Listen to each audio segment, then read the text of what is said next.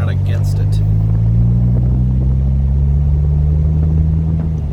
mean, this place is a circle. I don't know why you would risk your kids' lives on this. You know, if you turn left down this road, it goes to literally where they just pulled in. So I would just turn around and come back versus risking 5 o'clock traffic in my kids' lives. But that's just me. I mean, I think that was unnecessary. That was an unnecessary risk. So like I said, all they had to do was turn around and come back, and they would have ended up just where they were. Was that a policeman in that Ford Explorer?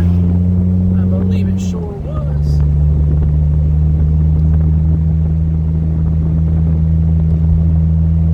Looked like I was sitting there. I see a yellow Mustang. I might drive the Mustang tomorrow.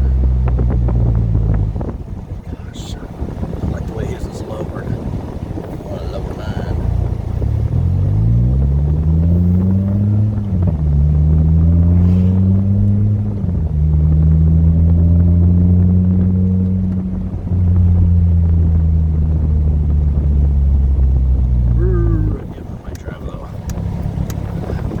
Yellow Mustang to marry.